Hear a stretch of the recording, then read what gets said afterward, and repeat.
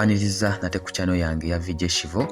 Leero njagala tusome ku kintu kimu kyokka ekyokuyiga batya settinga Premiere Pro video yo eplayingire mu budde.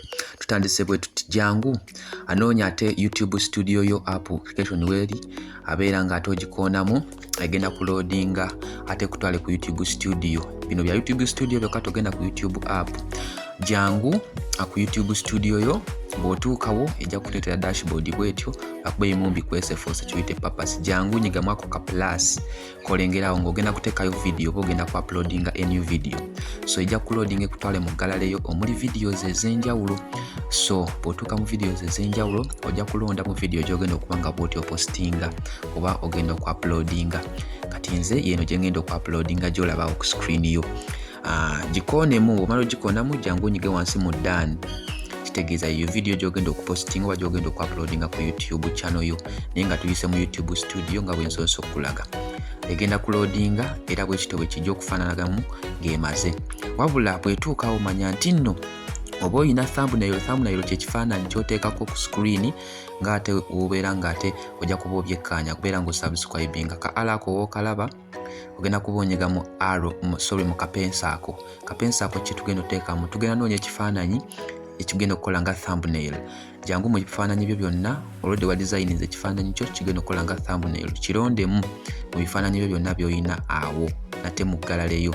Kinoonye kinoonye bw'okituula ate obeere ng'okirondamu. So kati kye kino kyentaddemu ekidescribinga video era bwe kityo bwe kifaanana.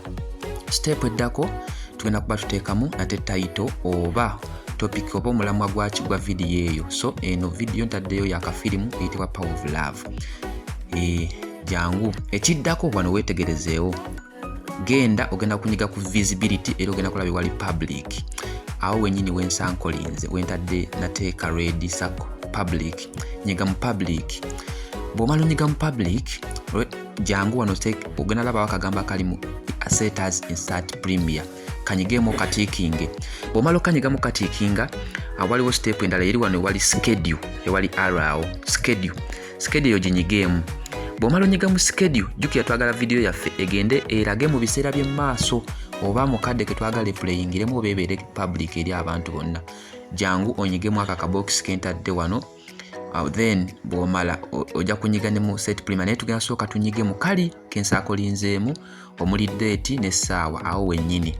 So jangu nyiga wegenda kutwala mu nnaku z'omwezi ez'olwaleero eziriwo ku kalenda yo wonna olabidde video eno. Selectinga date w'oyagala video yo etandike okuplayinga eri abantu bonna. Olondewo n'essaawa mmeka w'oyagala etandike abantu bagirabe babenga abalaba live kituyita Premiere. Setting obudde bw'oyagala video eyo ebeerere mu live. Oleme kuba nga ogipostingiddewo ate egenderewo obutereevu nnyo. YouTube kino kikuyambako YouTube okugitambuza ennyo. So tikinga nakano wansi wali set as Premiere bw'omala okomewo mu back.